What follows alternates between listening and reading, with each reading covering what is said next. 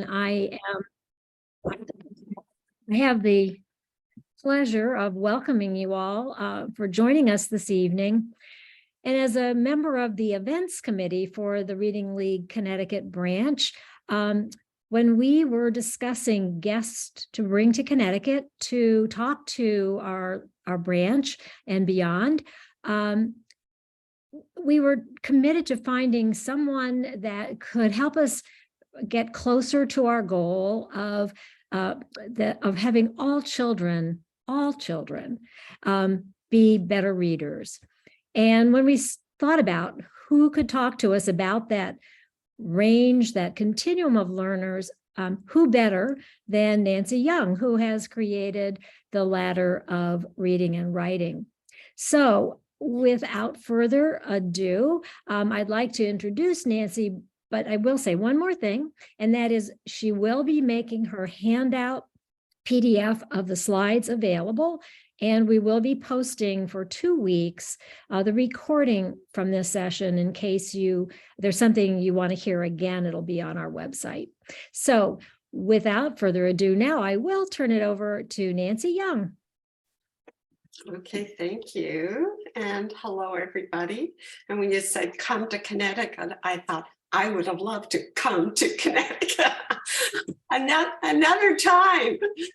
So I've been there, but not since I was quite young. So, but now that I have grandchildren in New York State, I'll be down that way a little more often. So yeah, I'll have to arrange something. All right, so I will share the screen and welcome everybody, and just bear with me while we make sure that you see the right thing. Okay, so, okay, oh good, here's one. Is that the right one, Nancy? You're good. Perfect. Yep. Perfect. Okay, excellent. So hello everybody again, and welcome to this session. And I'll be presenting on my Ladder of Reading and Writing, and the focus is differentiation. So the wide range on the Ladder of Reading and Writing. And my home base is, for those who don't know, I'm in Canada. So I'm on the far west coast, this little dot right here. And if you magnify it, I'm on Vancouver Island, which is a very large island across from the city of Vancouver. So if you look at this map, the city of Vancouver is here. And I'm about an hour and 40 minutes on, I call a big ferry. I sound like Richard Scarry, a big ferry. So that's the mainland. This is Vancouver Island. I'm on a little peninsula in that area. And I wanted to show you, so that's a view that I get when I go for my bike ride. And that over there is where Vancouver, the city of Vancouver is. And that's actually where the Olympics took place. Oh, I don't know, when was it? I can't remember. Quite a while ago, but not as long ago as Calgary. But anyhow, we do get the Olympics up here. It's Winter Olympics once in a while. And here's another picture, another view. And that's my bicycle. And this is a spot I go to pretty well every day on my bicycle. I love to bike, and I usually work hard all day and then get out on my bike. But I went to ride my bike, and my bike has a flat tire. So now I have to go to the bike shop tomorrow because I really need my daily bike ride. So, but we don't really get winter here like the rest of Canada. So it's a pretty amazing place. So thank you to the Reading League Connecticut committee for inviting me, and for Nancy E. We call each other Nancy Y and Nancy E. So Nancy E initiated this. Thanks to all the researchers whose work grounds what I'm presenting tonight. Thank you to Dean Stanton. Dean Stanton lives in Calgary, Alberta, Canada, and he has done the artwork that you'll be seeing, and he did the art on the ladder of reading, writing, the climbing children going up the ladder.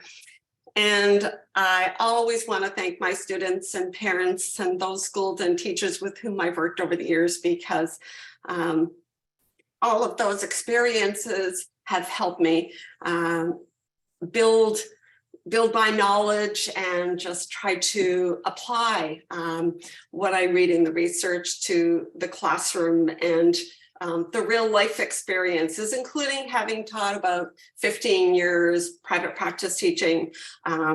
Most of my students were children who had challenges reading at school and whose needs had not been met. So today I am sharing my perspective as an educator and as a consultant. That's what my focus is now. But I'm a parent of 2 children who were identified as gifted when they were in elementary school and attended a gifted children. And both of them were actually advanced readers. Both of them were reading before school started. So that's, I think, why I see the big picture sometimes more easily than some others. I'm an author and creator of a book which I wrote on enhancing evidence-based instruction using movement. So teaching phonics, but bringing in movement, because I'm really concerned about children not moving enough. And I've been using movement to teach for 20 years now, but there's so much research supporting this. And you'll see later, I'm trying to bridge that particular gap. And of course, the creator of the Ladder of Reading and Writing.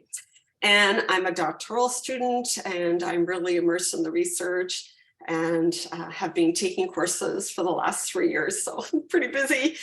And my focus right now, I say right now because I started advocating for changes in the world of education when our son was in grade 1, and he's now, a father, and he's the father of the 2 grandchildren living in New York.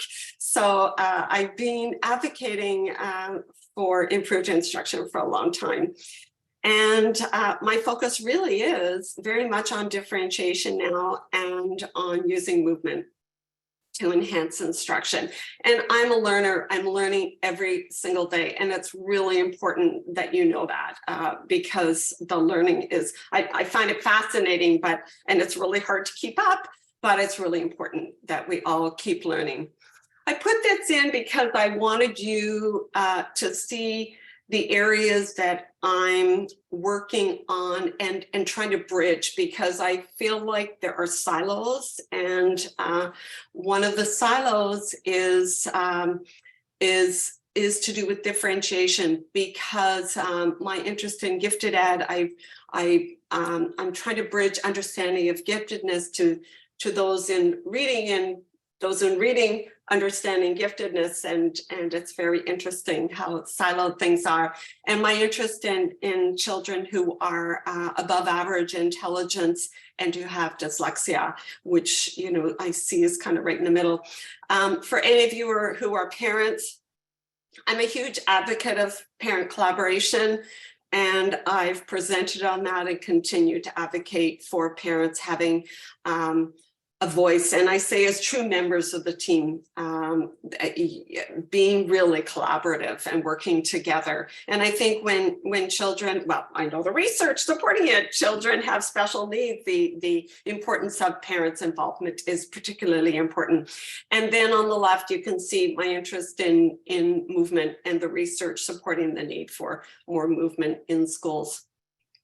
So tonight I'm going to be talking about the range of ease in learning to read and write, and the instructional implications as we serve the full range. I'm going to be talking about some of the barriers to implementation and how we might overcome those. And then at different times, you will hear me refer to certain exceptionalities, and these will be the ones I probably will mention. So your background knowledge, I realize, will range. Some of you are super knowledgeable. Some of you may be brand new, and I welcome you wherever you are. If you're super knowledgeable, I'm glad you're here. I hope I can teach you or share, at least if I don't teach you something new, maybe reinforce something you know. And if you're brand new, I really welcome you, because for a number of teachers, this is a lot of new information. And so I really laud you for learning. But as I say, I'm a learner. You never stop learning. And if we stop learning, that would be pretty boring. So, so you just got to keep learning. So all of us are learning. And I think it's really important to recognize that some aspects are still debated. Sometimes it can seem like when you're going to conferences about teaching reading and people are talking about what's called the science of reading, it can seem like there's so much certainty. And actually, there isn't as much certainty as perhaps you might think, or maybe people would suggest there is actually a lot of debate under the science of reading umbrella.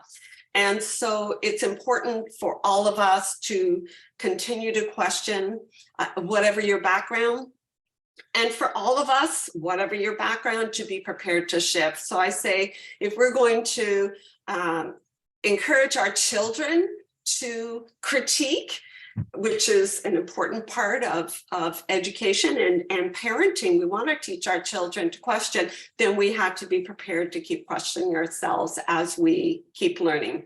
So tonight, keep in mind a few things. One is that we need more research on translating science to practice. There's been a lot of research on challenges in learning to read and ways that we might address those challenges, but actually applying that to the classroom, there far more research is needed. And I do want to say right now that when you look at the science of reading umbrella, there isn't as much research on the light and dark reading.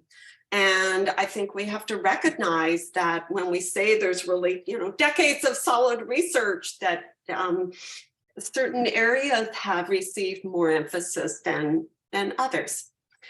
We need to know more about what works for whom, under what conditions, and that again is really, really important to my message tonight. And then communicating what we do not know from research is just as important as translating what we do. And I'm trying not to read from my slides too much, but how could I not read these great quotes? So we need more research. And an example is movement. There really is, I think, again, the silos between the research, huge research happening on the importance of movement and the connection between movement and learning. And then in the area of reading, I don't see that transfer. So I'm encouraging researchers to research that area. And my colleague and friend Jan Hasbrook said this, oh my goodness, 2022 was quite a while ago. I feel like it was just yesterday, but the science of reading is unfinished. It's continuously growing and evolving. So it's okay to have a little bit of, oh, I thought I knew, and oh, I still need to know more about this. So here is my infographic, and I will be going through this fairly briefly, and I think Nancy or Lisa, somebody's going to put in the chat the link from my website so you can access this later. I have a blog in there or my son told me it's a blog post, Mom. So a blog post on the update that I did in 2021 when I did a fairly major update. And so if you're not familiar with my work, I encourage you to go there and read that. I haven't read it for a while, so I think, oh, well, I've been too busy to do any blog posts for too long, but one day I'll get back to it. You'll see the climbing ladder on the left. It's really important that you look at those smiling students, and I say it's the responsibility of the adults to ensure our children are smiling no matter where they are as they're climbing the rungs of the ladder. And for some, the journey is going to be faster and perhaps easier, but no matter whether it's challenging or whatever the situation, I really feel it's our responsibility to make it fun. And the National Reading Panel is quoted often, but I seem to be the only one quoting the part about make it, it's okay to be creative and have fun and all those things. So it's in there, but not too many people see it. All right, so I'm just going to quickly focus on the areas, and this area within the ladder of reading. And I really encourage you to look at this as a continuum of ease in learning to read. And so for children who are challenged in learning to read, and not just children with dyslexia, but children who have reading disability and comprehension, children who have an intellectual disability, and some children with developmental language disorder, it can be challenging to learn to read. And they're in this red area. And again, I hope you'll go back and look more closely later. I know some people are probably familiar with my infographic, or you looked when it was, during the advertising for the session. Then in the orange area of the continuum, those children do not have identified exceptionalities, but for them, learning to read and spell and write takes explicit instruction and repetition, but not as much as children in the red area. But the interesting thing is for children in the orange, I mean, it's not interesting, it's sad, is that there are children who are in the orange who do not have dyslexia, who look like they have dyslexia in the, grade 4, 5, 6 and up, because they haven't received the right instruction. And those of you who do teach individually in remediation in schools or in privately will know that when you're teaching somebody, you might have somebody come to you and they have they look the same, both look like they have dyslexia, but the child who's in the orange, who is the child who just didn't get what they needed, they're going to advance much more quickly. As soon as they get taught some of the basic elements, particularly decoding, they just start to move along. Whereas a child with dyslexia is going to need more intense instruction to master the code. And I have the word code-based here in the red and in the orange. And for just in case there's anybody here who's new to this, this is a book that I wrote a few years ago to try and get across the problems with teaching children to guess. And I didn't want to trash somebody else's book, because the people who wrote what's called predictable text, none of them want children to fail to read. And I feel awful when I see things on social media where somebody's book is trashed.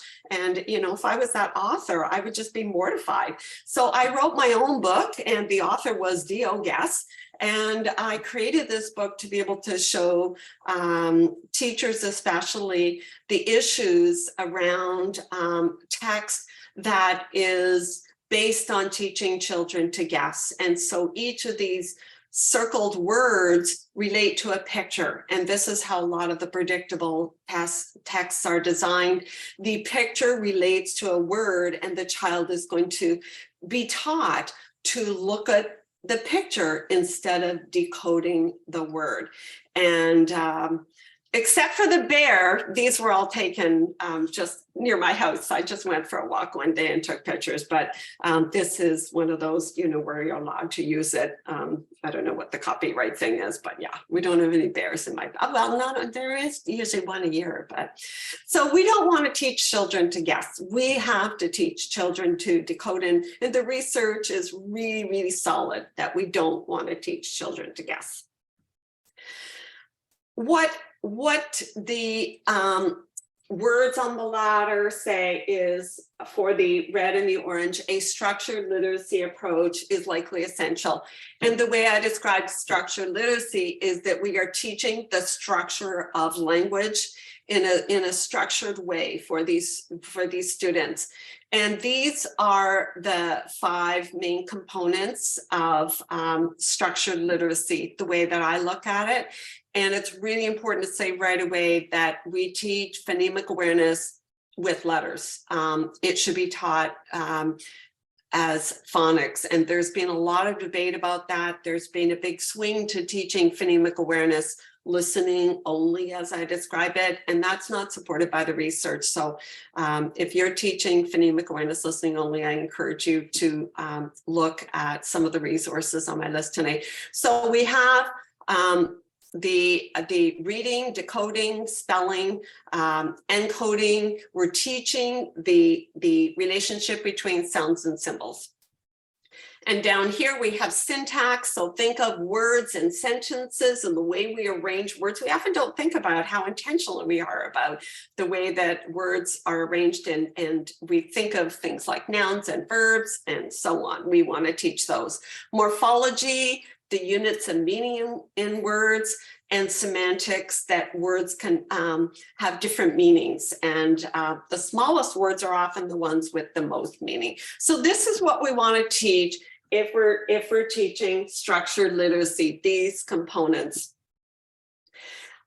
In the light green and the dark green, these children will not need as much explicit instruction. And I'm going to get to that in a minute. I've put facets here because I wanted people to know that there are components of structured literacy that are likely to be valuable. So teaching about morphology, certainly teaching about syntax, and we want our children to write. And so we are going to teach these, but a child in the light green is going to go at a faster pace.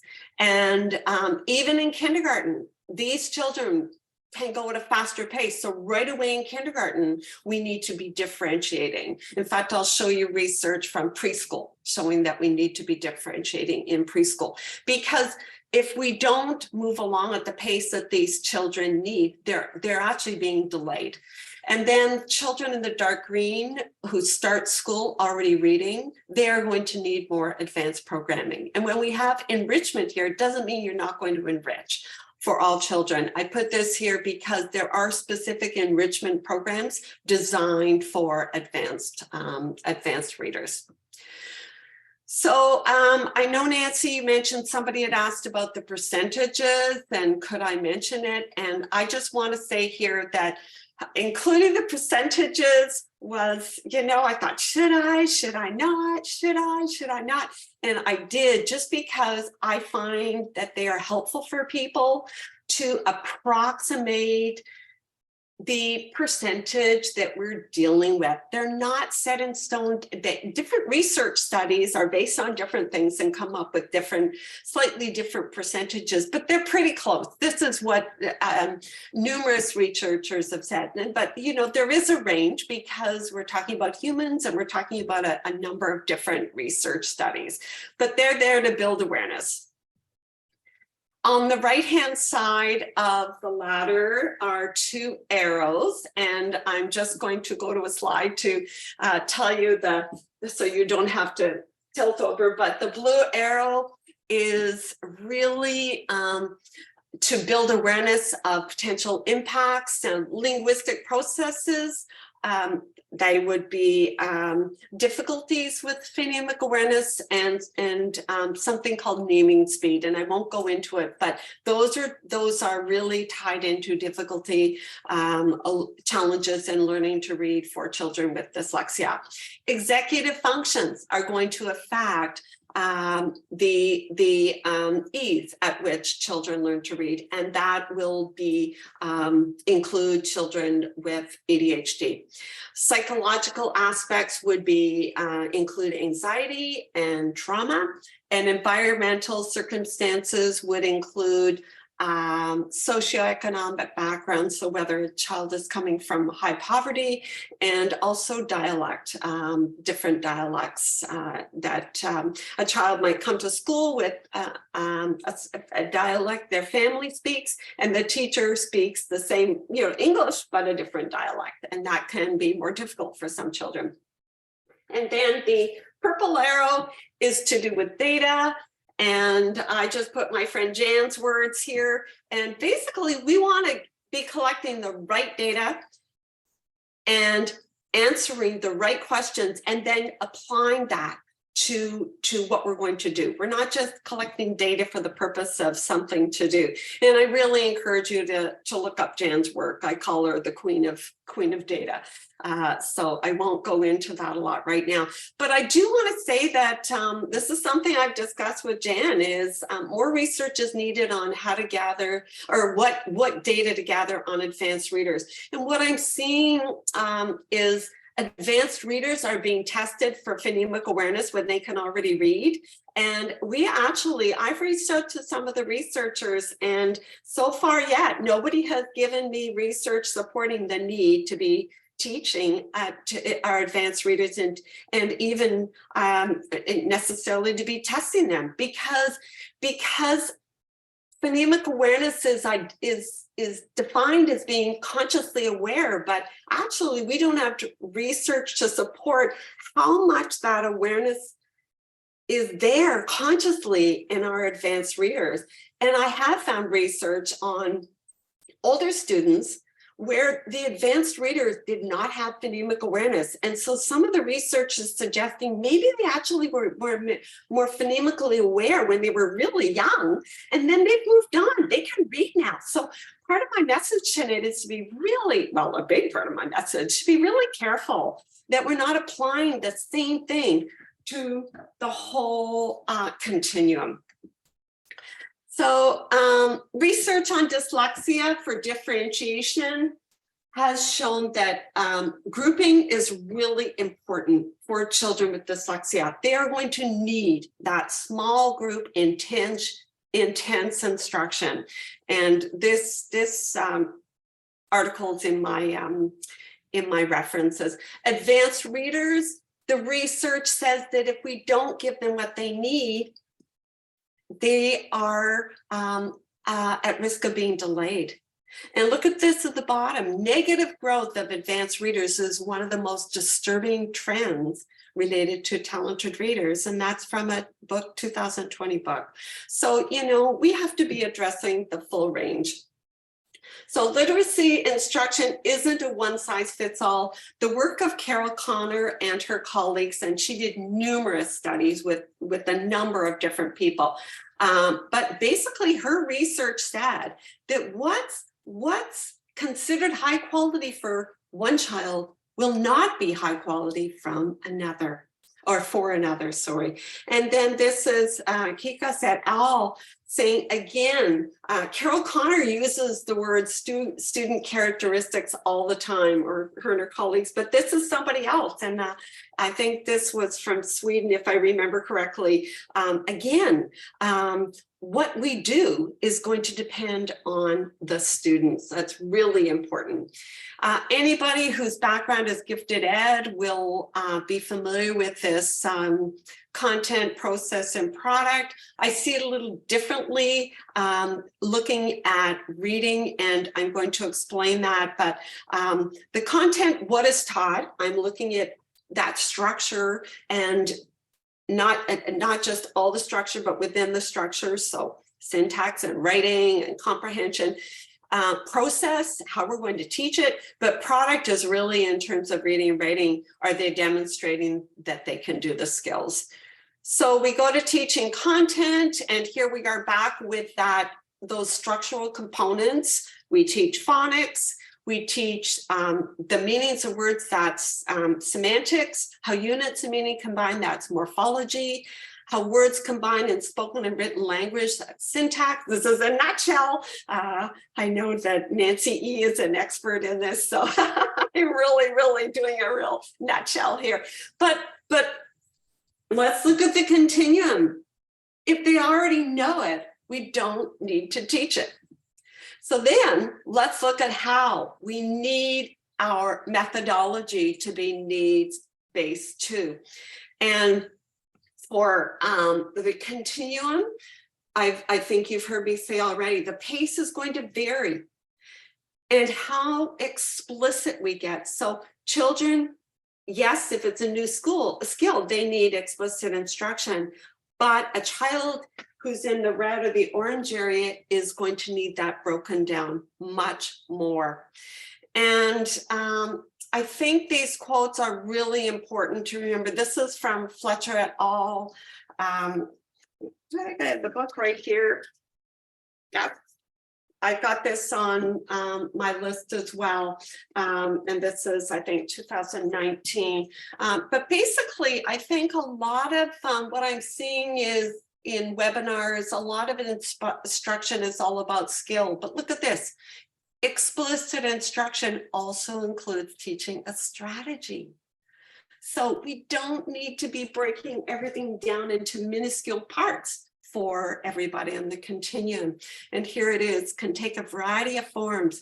But for those with reading disabilities, they're going to need explicit instruction because it's very difficult for them to learn implicitly. And I'm going to take you into this right now and try to very nutshell explain it. So there's something called Scher's self-teaching hypothesis, and I wish he called it something else, but basically what he's saying is, or 5 by 5 in Australia have summarized this, we can't teach our students all the words. That's going to be impossible. So the self-teaching hypothesis basically says that once they've started on the road to learn, they are going to apply this. And that's why I think why self-teaching, they start to teach themselves because we can't teach them everything. So we need to teach them the foundational skills to be able to get to this process. So they receive explicit instruction to get to this implicit learning. And for some, it's a slow process. For some, they've already learned it before school. But each time they go through this and decode a word successfully, that enables more complexity in terms of what they're decoding. So it builds and builds and builds, all right? So here's another thing for you. Ta-da! Statistical learning, don't leave, okay, stay here. Statistical learning, I know it sounds complex, and the first time I read it, I thought, oh my gosh, my least favorite course when I did my very first degree was statistics. I thought, no, I don't like that word. But hey, this is a really important thing for you to understand. So think about it as we go through. Again, we can't teach everything.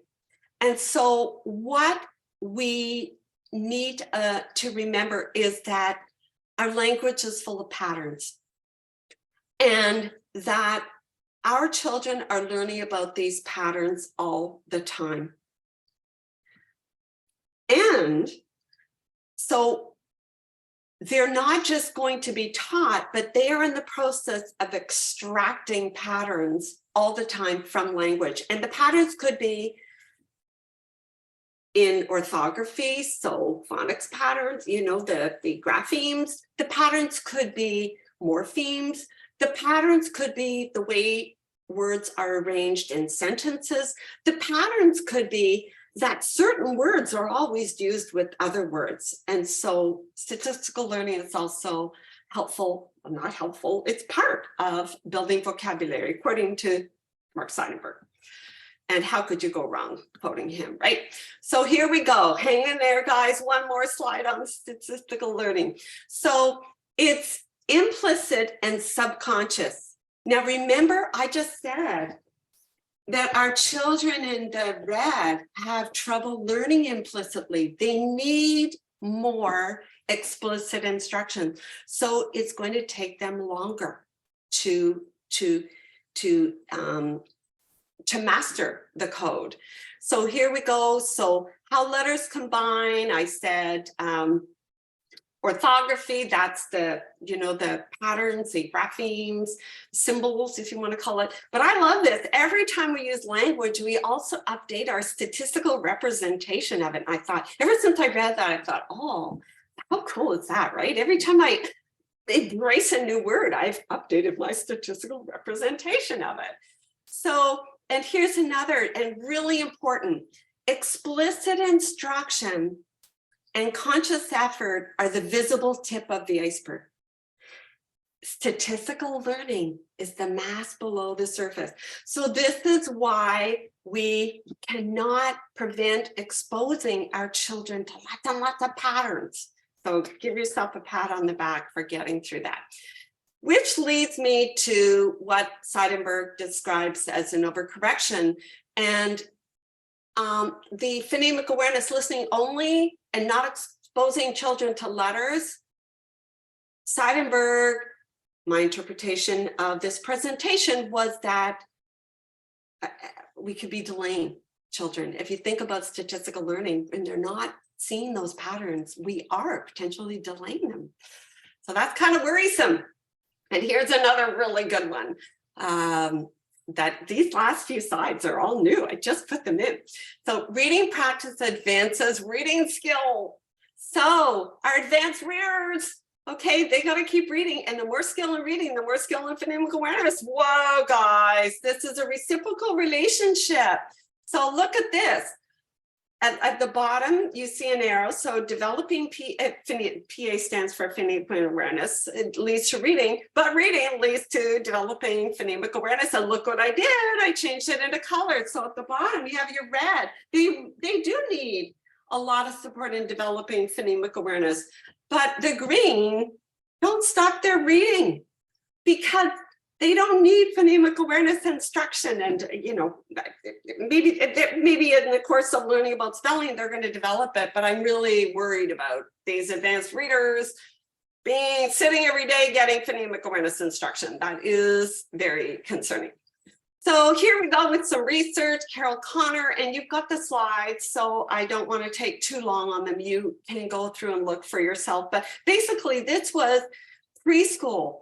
And what happened was they found as early as preschool that if children weren't grouped in the right groupings, that they either didn't progress or they were delayed. So the ones who started with higher word recognition scores had less growth if they were not put in appropriate grouping. Here's research from the area of giftedness. And their research found that small groups were not only important for the gifted children, but also really important for the other children. And yeah, here it was. I thought, where did those words go? Yeah, the teachers found that they could instruct more effectively. So more research here on grade 1. Look at this. Weaker skills needed the code-based instruction. Stronger reading skills, they made more progress when the emphasis was on a literature-based and literature-rich environment and less emphasis on the code. Now, this is research from the field of gifted ed. Remember, I told you I'm trying to bridge.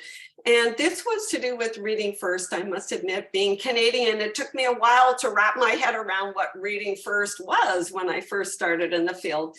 And some of you will be too young to remember it, but basically it was a very directed attempt to address reading issues as part of the No Child Left Behind. But so look at the title in this study, who was really left behind? So that's worrisome. And what they found in this study was that the advanced readers did not have challenge. They didn't have the rigor. They had limited opportunities. And that the teachers believed that to have differentiated would have violated the science-based reading program. And I think given all the change happening in the States right now, this is a really, really important thing to be aware of. That teachers need to be supported in differentiating to serve everybody. So implementation. Here we go with some of the issues, and I talked about barriers. So some people will say, well, what do we do about grouping? How do we do it? So you can group with skills, but also, and you want to be grouping with skills for addressing the skills on the continuum. But be aware that there are ways of grouping at different times to address personal interests and personal strengths, because we don't want to box children in. And if you're going to be grouping in language arts, I really hope you're grouping across the curriculum, because then our students can be moving around. So a child who has dyslexia can be maybe advanced in math, or maybe they're going to shine in another area, or you can support them with assistive technology, or you put them with their best buddy who's an advanced reader, and you make sure they don't feel like they're getting boxed. At the same time, as we have to recognize, look at that research I just showed you from Carol Connor and her colleagues, that we have to be teaching and building those skills. We can't avoid it. So we want to combine, and I've got some blog posts about those. Oh yeah, assistive technology. So Carol Connor, again, talking about differentiating and grouping. And one of the things to consider is that our students all need teacher time. Whether they're in the dark green or whether they're in their dark red, they're going to need teacher time. You can have small groups, you can have pairs, and you can have individual. But the way that Carol Connor describes it is, she says, and her colleagues, who's controlling the student's attention? So is it teacher child managed? Is it a student working with other students, or is it a child self-managed?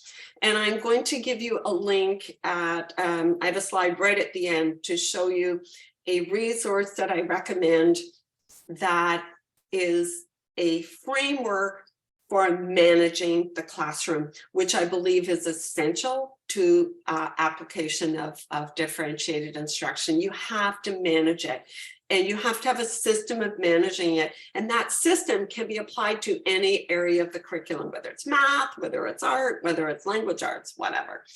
Okay, so organization, you could differentiate in one classroom, and this book does explain well how to do that. I really encourage schools to collaborate across classrooms, either within the same grade or across grades, because then teachers can group and really, I say, become an expert in their area. And in the schools in which I've consulted and we've implemented this, the teachers love it, because one teacher says, I really want to work with the kids who have challenges. And another one says, oh, I really want to work on, Greek and Latin morphology and etymology with the advanced kids. So the key in my mind to successful, and I've seen that in schools, successful within grade or across grade, is scheduling.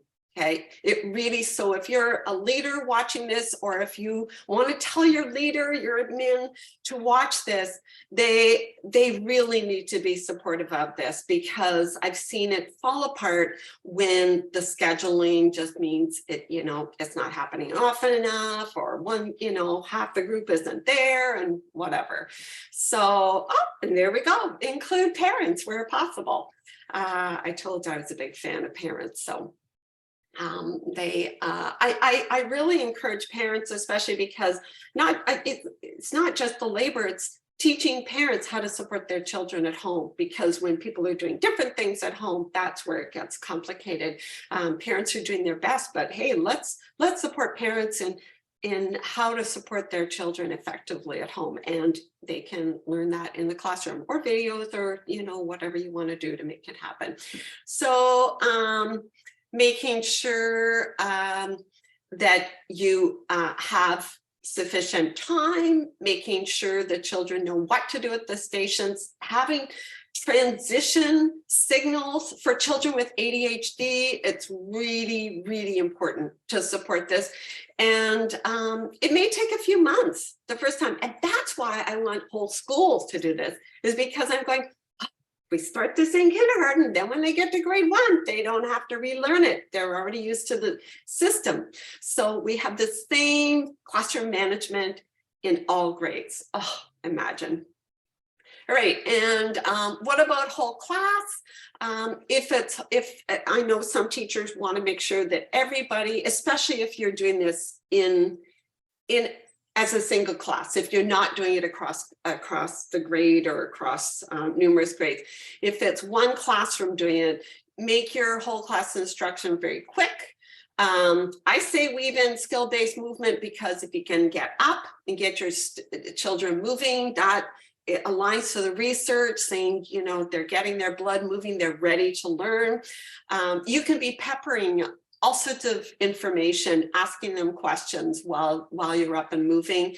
I recommend pre-teaching students with dyslexia and then having them get up and lead the instruction. So they're not always behind the 8 ball, they're actually the leaders. And then I recommend having the advanced readers come in to the lesson and extend the knowledge of the concept being taught. So maybe they could take the concept or the keyword and extend it through morphology or through semantics and build a web. So this is a student, this is this teacher on the mainland, and oh my goodness, I just love going into her classroom, and she is so good at differentiating and so good at just peppering the information all the time, all those little fun clues about word origin and so on that you can pepper with. Advanced learning, okay, I'm getting close, so I'm going to speed through here, but I do have resources on my reference list for acceleration, and I encourage you to look up the Acceleration Institute. Curriculum compacting, I have a link to the National Association for Gifted Children. Again, grouping, there's a link there about grouping. Remember I talked about advanced reading, comprehension, instruction. There is a model, research-based model called the School-Wide Enrichment Program for Reading, and actually can be used by any students, but the higher they go in the tiers, the more complex it becomes. So it's a really great one for differentiating. And different types of text can build up the knowledge of advanced readers. The knowledge of disciplinary text in the gifted ed research, a lot of information on or encouragement to teach children about disciplines, and they become the experts on investigating, and they could be looking up primary documents at the Smithsonian Institute or something. So there are lots of ways that we can be building our instruction. Just a really quick mention of children who have high IQ and a disability. The research suggests that for most of these children, the focus is on the disability and not on their giftedness. They need differentiation for both. And I'll tell you, there's not a lot of information about how to do this. So we need to really build our knowledge of ways to make our instruction more intellectually engaging and fun as children continue to build skills. I don't know, I bring in the word fun all the time, but not everybody really likes that. It's like, oh, does it fit with the research? I'm going, yes. But anyhow, it's okay to say things can be fun. Children like to have fun. Teachers like to have fun. ADHD, really quick about ADHD. The movement really is important to remember here, because with children who are hyperactive, the research suggests that when they are asked to sit still or when it's boring or repetitive, they stop paying attention. And so we need novelty and we need movement. There's a theory called the optimal stimulation theory, which I won't go into, but you know, we need to really be looking at how we are engaging our students. And for all students, the research actually shows that physical activity results in improved behavior. So I know lots of behavior issues that I'm hearing about these days, and we need more research in this area. All right, oh good, time to, 4:50, how's that? Almost right on time. All right, so the last slide I want to show you is to do with equity. And this is from a paper in the gifted education field. And there's a lot of focus on trying to make sure that people are aware that children from impoverished backgrounds and marginalized backgrounds, there are gifted kids in those population groups. And so we don't, the latter, to be equitable, we don't want everybody to be taught the same. And equity is about recognizing and respecting differences in readiness, and recognizing and respecting the value of each student. And I will be actually speaking at Plain Talk about advanced readers, and I'm going to be bringing in some of the research from gifted ed field on children. It's called CLED, culturally, linguistically, economically diverse populations. So there's not a lot of research, but I'm bringing in some of what I found. So again, final message here. It should be fun, and part of the fun really is that having your needs met, being recognized for where you are in your skill development, being honored for that. And it's our job as educators to address the needs of all the children on the continuum. And again, parents, I want parents to be part of the team. And as a parent of a child that was an advanced reader and wanted to quit school in grade 1, I know what it feels like to be in the home setting and be so frustrated going, why aren't my child's needs being met? And every child, no matter where they are in the continuum, deserves to have their needs met. So here's my website. I think you got that in the chat, my email. You will be getting a reference list, and I try to, because I'm always changing my slides, it's hard to keep up with my reference list. So if there's something that's on a slide that I didn't cite, then you can just contact me. My ladder of reading and writing permission guidelines are on my website. So if you go to the link on my website with the ladder, there's a link there so you know how you can use my work. And here is this will be in your slides, the recommended resources. This is Vicki Gibson's book on classroom management. And I really think this is key to the differentiation that I am asking people to do. We've got to manage the classroom. And Vicki's been doing this for decades, and she's done it all the way through high school. This is a book for preschool and kindergarten. This book is elementary school. The routine is the same. She just customizes it a little bit. So I don't want you to leave thinking, oh, but how would we do this? She has great recommendations. I love her recommendations, and talks about differentiation. And it is more geared to the single classroom, because those are the students for whom, the classroom management is really important if you're going to differentiate in one classroom. But the same principles can be used for all. And if you think about differentiating, let's say you have 3 grade 1 classrooms and you're grouping, so you have 3 groups. Within those groups, you're still going to have small groups. So, it's not like you're going to have these massive 30 kids all learning the same. You're still going to want to differentiate, even if they're at a more advanced skill area, if that makes any sense. All right, there we go. Nancy, Nancy, can you, one area you didn't talk about, and it's hard to imagine that you didn't, but cover some group, but how about English learners? Any particular materials or resources to differentiate for the English learner? Well, I want to say that English learners could be anywhere on the continuum. And so we have to be really aware of that. And we have to actually be able to distinguish whether if it looks like there's a difficulty, is it because they're learning a new language and they have dyslexia?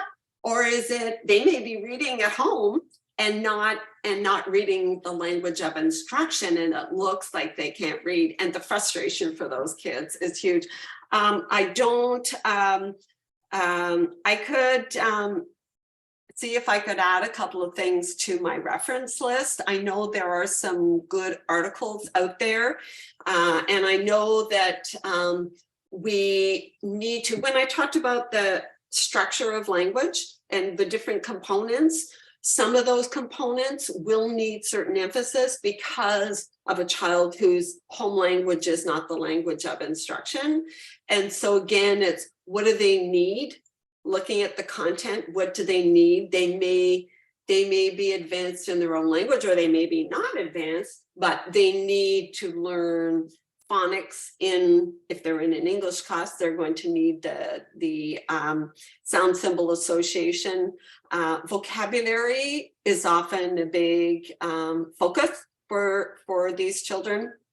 Lots of opportunities to talk. One of the things that Vicki told me, and Vicki actually told me when I first met her, we met online. I think it was actually just at the start of COVID.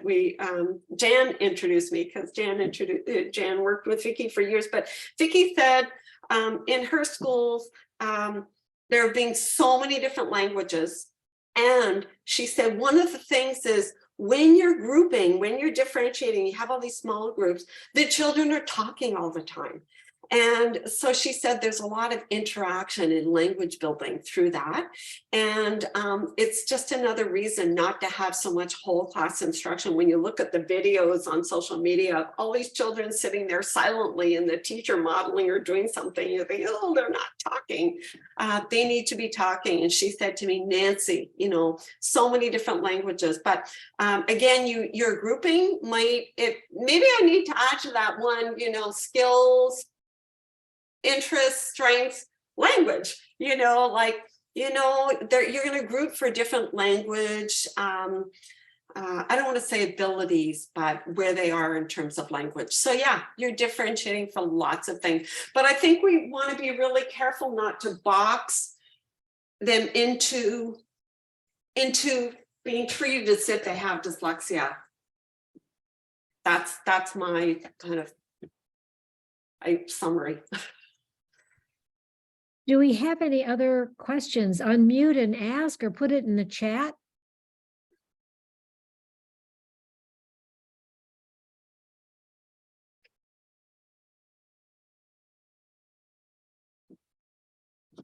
I know people may be shy and you need sometimes you need time to think about it. If this is new to you, I kind of bombarded you, but when I present, sometimes you have people who are very immersed in it and some new. And so I just try to kind of find a way to, that's why I want to bring new slides in. Oh, somebody's saying, speak a little more about, I can't see the rest of it. Movement, about movement.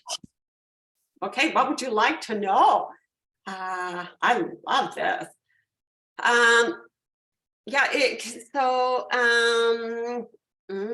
Perhaps what you mean by movement, first of all, maybe that would be a start. Would that be, whoever's asking the question, please, if you want to ask. Yes. All right. So let me try to summarize a slide that I don't have here, but I show in my movement presentation. I've shown in some other presentations. There is a lot of research happening in that area, and the research, I can describe it without my wonderful visual. I think a lot of people know that movement is valuable and it's good for us and we'll be healthy, and so general fitness is important for learning. Some of the research has shown that if we have our kids doing something like going out for recess, then they come in, their blood is circulating, they've been woken up, that's a good time for them to learn. They're ready to learn. And so movement, even getting your students up and moving, is valuable. Even more effective is tying skills into the movement. And I'm talking about, trying to bridge learning and movement. So imagine an activity in the gym where you're teaching, the slide where the children were playing baseball, it was actually based on phonics. And instead of having 3 bases, there were 5 bases, and they ran around and did things at each base to do with phonics. So we had this baseball game that we did outside. So tying movement into practicing a skill at a spot could be valuable. It's actually the research suggests it's more valuable than the going out for recess before you learn. But what the research suggests is the most valuable is to bring your skill into the actual, or bring your movement into an actual skill. So when in my private practice, when I developed it over the years, and that led to my book, which was actually a parent said to me, Nancy, you need to teach teachers how to do this. So whenever I taught a sound symbol correspondence, I had a keyword, and the keywords, very supported by research, the keyword was an action. And so when we learned the sound symbol correspondence for bat, b, bat, and then we would act out the b. Oh, I have to tell you something really cool. So imagine you've got a keyword aligned to a movement for the phoneme grapheme correspondences. So in a classroom in kindergarten a few years ago, we played Simon Says, and we did Simon Says practicing the phoneme grapheme correspondences. And it was really neat because the children took turns, because if they knew these, they could be up into the leader. Anyhow, I have since found research that's talking about building executive function skills and shifting and inhibition and these things that are really tough for our ADHD kids, but also little kids, kindergarten kids, even if they don't have ADHD. Some of those boys like my son, little active, but he didn't have ADHD. He was just, ready to go. So the research I read in 2 different places about using a game like Simon Says to teach shifting and inhibition skills. And they had actually done research on these games. I've got a whole book about it, but unfortunately it's Murphy's Law of books. My book is always in the wrong room when I need it, but I just bought a book this summer on teaching executive function skills using games. But anyhow, so as part of one of my courses this summer, I created, and if anybody wants this and they write me, I'd be happy to share it. I created this, I had to do an assignment for executive function. And what I did was I combined it with teaching phonics and teaching Simon Says with phoneme grapheme correspondences, where you have a keyword and an action for the correspondences, but you practice it using Simon Says, so you got executive function benefits. So that's a little nutshell on how we could use movement. It's really amazing, the research out there. And Nancy E., that this, I've presented to researchers saying, please research this, because we need more research. We have lots of programs, and so could we improve those programs by showing teachers how to bring in movement? Another one, and it's not for everybody. Again, think of the differentiation, the how. Not everybody needs to be using every strategy for movement. And an example is comprehension research. Are we near to ending the recording? Do you want me to finish this and we'll stop the recording? Okay, so because I know you were going to stop it. We have 2 more questions in the chat, Nancy, just so okay, and then we'll stop. Okay. And I'm not trying to stop you, but I know that the recording thing. So, okay, where was I? Comprehension. Yes. They've done some research on understanding stories. And if I remember correctly, it might have been research on autistic children and using movement to comprehend the stories. But what the research showed, hoping I'm remembering it right, is that for the children who didn't need it, it was actually sometimes more confusing for them to go through all those steps. Now, think of what I said earlier about breaking things down. If we break things down too much for people who already have the skill, then it might actually slow them down. So when we're using movement, it's important to know what we're doing. With the whole class instruction and the movement for everybody, if you can tie in a way of enriching and pre-teach, then in your quick instruction, I think and remember, you're still working on spelling. Your children in the green don't need as much instruction, but they still might need some for spelling, depending on their skills. So the quick sound symbol correspondence may be valuable depending on the skills of the children. Bringing in movement for that. That's the nutshell. All right, I'm going to ask another question. So Moira's wondering about if she has a kindergartner and a strong kindergartner is reading or has a great memory, especially if they struggle with nonsense words, will doing less PA hinder them later on? So if they're already reading and Has a great memory. And have a great memory, then I would go back and look at Carol Connor's work and say, your phonemic, I'm going to throw it out there and say that I think you should be, remember that slide, get them reading, that's going to help develop their phonemic awareness. And they may be confused by the nonsense words and they may be confused about the whole phonemic awareness.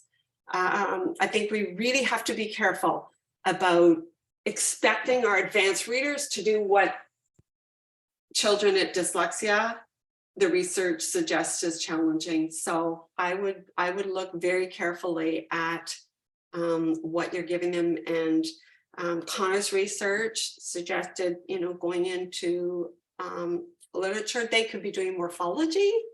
They will be still developing their phonemic awareness. So they could do far more intellectually. That without knowing the child, I hate asking, I don't know anything about the circumstances, but I would suggest be really careful that, you're not slowing them down, expecting them to master something that they're not needing. Just be really careful. Yeah.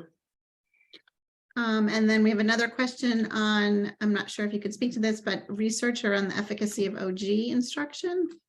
OG is just one a of series of days. Oh, sorry, what was the last thing you said? If it can't be completed in one lesson, if it takes more than one day.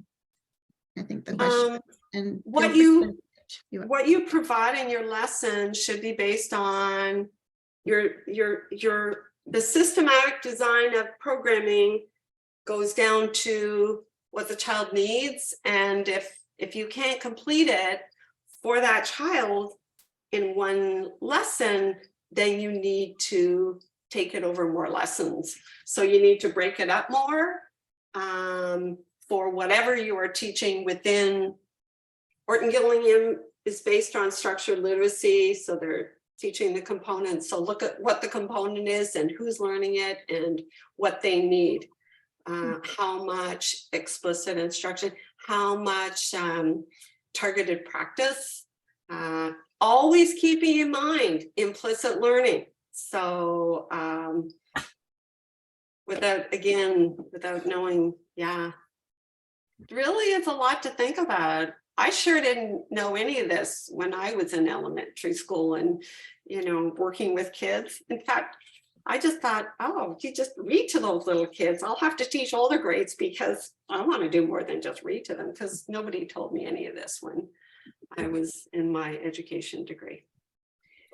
Nancy, I think you've piqued a lot of interest and curiosity about movement, and someone says they'd like to add here. Jenny, or Virginia, are you still with us and want to say something? I don't want to overstep because it's not my rodeo. Okay, well, why don't you? Now you got me intrigued. Yeah, seriously. Well, it's also not, I do teach first grade, and my goal is to get them moving at all times. So even when they segment words, sometimes we tap, sometimes we do squats, sometimes we do jumping jacks. Like even just in our segmenting, we change up our movement every day. When I teach verbs, we have a verb parade every day throughout the room, and each kid has to divulge their verb. And even anytime there's a floss word, they know there's a floss word coming, because I'm like, everybody up. And when they say the SS, I'm flossing. I don't know if you can tell, but the kids will all floss as they read the word. So it's like sort of intrinsic in the day, but I couldn't agree more that those little bodies just have to be up and, getting the fidgets out as often as they can. Yeah. And then what I would say is just, for all of us, and including me, I've had to kind of think this. Not everybody might need all that. So how do you manage that? So, you're using the movement effectively for all who need it. And then those who don't need it aren't necessarily being held back by that. But thank you very much. I think we have so much to learn in that area. I could do a session on movement another time. That would be, because it is something that I find a lot of teachers, I mean, those kids are active, right? And when you're in the classroom and the children love it, oh my goodness, I'd be modeling in schools and these kids are following me down the hall. I feel like the Pied Piper because they're doing whatever the movement is that I was just modeling, and I have all these kids following me and they're not going to where they should be. And but just show they are practicing. They're so keen to do these movements. And I think that another area that I'm really interested in developing, if I ever have time, is movement and writing, and particularly for children who have difficulty planning, and how we could actually work through planning processes through moving. And I've done this in my own practice, and even just walking around a table while you're talking about, brainstorming, and then working, okay, step one, how do I plan this? And just, I think we've got so much more that we can do to bring in movement. Yeah. So there's lots to be researched. I think we have a lot of research, but there's still so much. And I feel like ADHD is not, even though there's such a high percentage of children who have difficulty reading, who also have attention challenges, I feel like it's not always kind of brought into the conversation. Mm-hmm. So I think that, that movement is important to be aware of. Thank you so much, Nancy. We're getting close to the end. It's about 8:15. I don't want to keep everyone. I want to be aware of your time restrictions, but thank you so much for attending, Nancy. This was a fabulous presentation. You're so dynamic, and I truly enjoyed listening to you, and I hope everyone else did. You will share your PDF of your slides with us, and we'll get them out to everyone who attended tonight. And the recording will be available on the Reading League Connecticut's YouTube channel for 2 weeks only. So please be sure to go to our channel, watch the recording, share with your friends, and if you didn't get to see everything at the end or tonight. Okay, so thank you so much for coming, and we hope you got a lot out of tonight's event. And thank you for inviting me, and thank you to all the people who sat through and are going away and thinking about all these things. It's a fun learning experience. So thank you. We're all going to go move. I have a standing desk. Thank you, everyone. Thank you. Good night. I'm going to stop. Oops.